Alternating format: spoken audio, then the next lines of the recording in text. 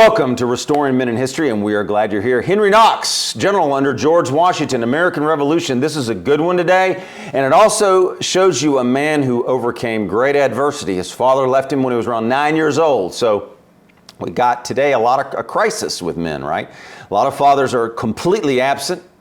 A lot of fathers are there in the home but uninvolved, and a lot of fathers are just plain bad. So we got a high percentage of that. He overcame, having a father that took off on the family when he was 9 years old. Served under Washington, rose to the rank of major general, so it didn't impede him from rising. He overcame it. And you've learned, we've mentioned his name. He'd reached the heights, he became Secretary of War. So he went all the way to the top. He became the first Secretary of War under Washington, going all the way to the top. Central figure in getting the troops across. We've talked about this. The Delaware at the crossing, the famous crossing. And then at the Battle of Trenton and the Battle of Princeton. Later, Yorktown as well. So he was a key in contributing to the success of the Americans. If you like this subject, subscribe, comment, make a comment. What's your favorite part of the Revolution? Or what do you know about Henry Knox? And what do you like after this video? What stands out for you about Knox or the American Revolution going on? He commanded the artillery well in those battles. And he shows you men many things you can overcome. One, his father took off when he was 9 years old. We talked about that. What did Henry do? Did he quit? He went on to work as a clerk at a bookstore at 9 years old to support his family. He had to stop his formal education, but that did not stop him. Those books in that bookstore would change his life forever, and perhaps the whole country and world changed from him being in that bookstore destiny. He got more than his job. He found a father-like figure in Nicholas Bowles, the owner of the bookshop. So you may think you're just working a job that has no potential, but you're going to build skills, and you may meet the right person who may guide you in life. It happened to him, and it could happen to you. The owner let Knox read books from the shop, and Knox developed what? A love of reading. He read military history books, and this would prepare him for his future and help America, a larger cause than himself. So from a job, he found a love of reading, a father figure, and his destiny, you might say. MountVernon.org states, topics such as military strategy and weaponry, pored over Sharp's military guide, Julius Caesar's commentaries. This is what this guy was reading. Read good books, by the way. Knox learned how to design fortifications, situate entrenchments, and discern topographical advantage, becoming a competent engineer and military tactician. This is all from reading. You can choose to better yourself tomorrow. We have a world open to you, books everywhere available, and you can elevate yourself with good books, gentlemen. He was also doing one other thing. As people would come into the bookstore, he'd ask them questions and talk to them.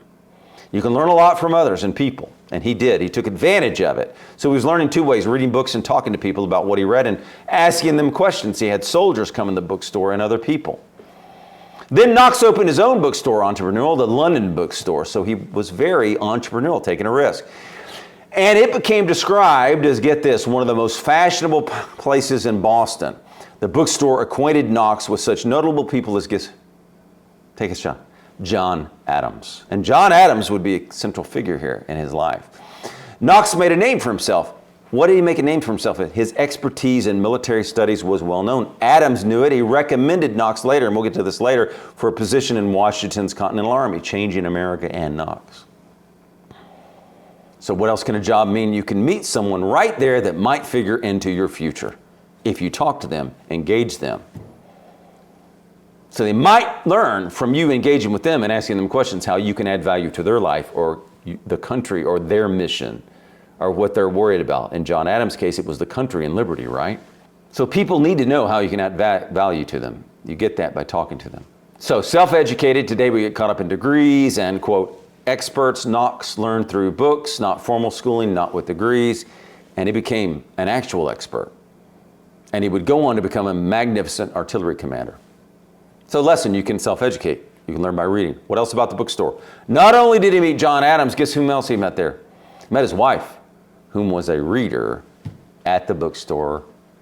She was the daughter of a loyalist, though, and she had to choose Knox or her parents. Guess what? She chose Knox over her parents. Resilience. Tough girl. That's tough. They disowned her for it. Why? He was beneath her, they thought, and he was on the side of the Americans. They were on the side of the British. He couldn't have that. Resilience. Knox and his wife both had resilience. We talk about this virtue. It is important. He's continually having resilience through his story. Couple fled Boston after the Battle of Lexington and Concord. They had to leave their home. By the way, he was a witness to the Boston Massacre.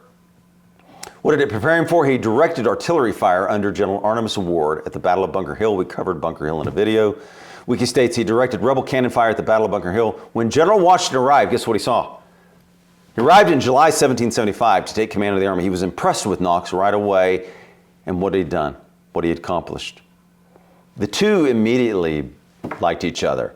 And Knox began to interact regularly with Washington and the other generals of the developing Continental Army. Knox did not have a commission, but here we go back to the bookstore. Guess what happened? John Adams worked for him in the Second Continental Congress to acquire for him a commission as colonel of the Army's artillery regiment. But Knox didn't just wait, he also took initiative. We talk about initiative. Working for himself, Knox bolstered his own case by writing to Adams that Richard Gridley, the other leader of the artillery under Ward, was what? Disliked by his men and in poor health, which is kind of funny because if you know the story, Knox weighed about 300 pounds and was quite rotund. But he was a jovial guy, and his wife and him seemed to have fun, they say, and they were fun to be around. MountVernon.org had this to say: after his first encounter with Washington in July 1775, Knox admired Washington's ability to fill his place with vast ease and dignity and dispense happiness around him. Knox and his wife really had no home, so she would follow him around from battle to battle. That's pretty neat, right? They seemed like they just had a grand time through all this, under adversity. And they had a fun relationship. Guess what else happened to them? This is resilience of two individuals. Usually one child can wipe out a marriage. They ended up losing 9 children. And their marriage stood. And they stayed together and in love and having fun. If you read about them, it's always saying they're having fun. So through that, through those troubled times, can you smile? Can you have happiness? Can you pursue happiness? Resilience. Now, Knox came to Washington. He had a plan. What was he going to do? We've talked about this in a video, but he said, we got to get the artillery from Ticonderoga. We did a piece on him taking it. The respect was mutual. Washington soon gave Knox that important mission of bringing artillery back from Fort Ticonderoga on Lake Champlain. In fact, historians believe that was important to the Boston siege, those guns. So he had to go up these barely navigable roads in incredibly bad weather. Knox made the 300-mile journey, arriving on December 5th, 1775. Some sources say he was able to transport 60 tons of artillery, guns, mortars, and cannons from Ticonderoga. Knox transported the convoy by boat down Lake George and then led a convoy, get this, with what? With how did he do it? Sleds and oxen to continue the journey. Resilience. He was not going to quit. He was going to get those guns back, man. He had what? Determination to do it. He was going to get the job done. I was amazed when I originally first read this story. So after months of dangerous travel, Knox and his noble train arrived in Boston and attacked him. Washington then named him chief of the Continental Army, rewarding success, rewarding merit. He performed, Washington rewarded. Higher duties gave him. Under such leadership and equipped with such weaponry, the Army was able to secure one of its earliest victories at Dorchester Heights on March 17, 1776. Quoting from MountVernon.org, in his new role, Knox remained committed to building a well-regulated and numerous body of artillery. He worked to construct a strong, reliable militia as a newly promoted brigadier general, rising on talent. Meritocracy. Knox augmented the Army's artillery arsenal to unrivaled heights.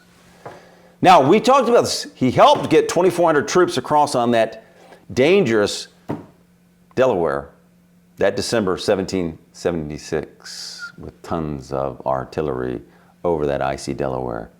Amazing. We did a piece on it. Then he was crucial in the Battle of Trenton over the Hessians. One book, by the way, on the crossing said you could hear his booming the orders of General Washington, Henry Knox's voice. Important at the Battle of Princeton. We covered that battle as well. Man was such a key to American victory, so we have to give him credit here. And he was also active and significant at the major victory in Yorktown in 1781. Amazing, right? So, celebrating Knox's role in America's triumph, Washington reported to Congress, and what did he say? He said, the young general's genius supplied the deficit of means. That's a high compliment coming from Washington, after which he promoted Knox to the rank of Major General and finally Commander. High praise from Washington.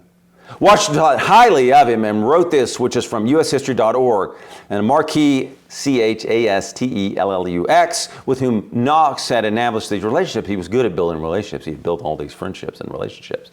They seemed to be very good at that, which can also be a major source of happiness for you men, building relationships and friendships. He wrote of Knox this of Knox: we cannot sufficiently admire the intelligence and activity with which he collected from different places and transported to the batteries more than 30 pieces. That's amazing. And one half has been said in commending his military genius. High praise again from the Marquis. Washington called out both Knox and the French artillery for their roles in the siege and recommended to Congress that Knox be promoted. One time during the war, Knox almost was displaced by a French artillery officer who'd been recommended by Silas Deane, the American minister to France. Though the Frenchman had valuable experience, Washington was not eager to put him above Knox. He thought it would hurt things.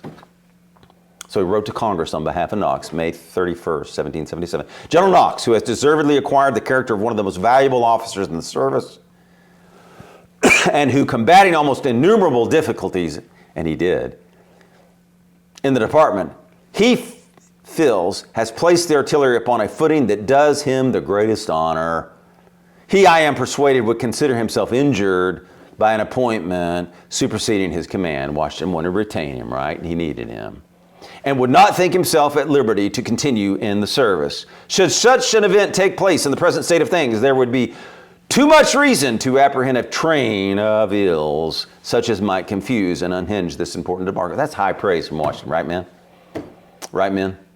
So you can hear how highly Washington values him. Henry died at 56 years old. We're going to wrap it up now. Whether you had a father or not, what? This man is a role model.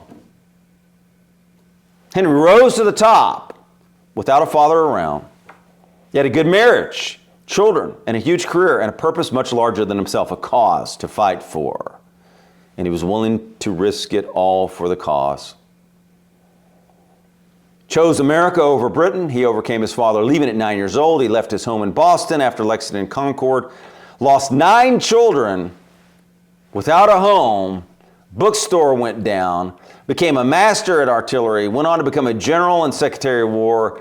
Developed a good relationship with Washington and other officers, and people seem to enjoy his company. Number 1, you can have an absent or uninvolved father and overcome.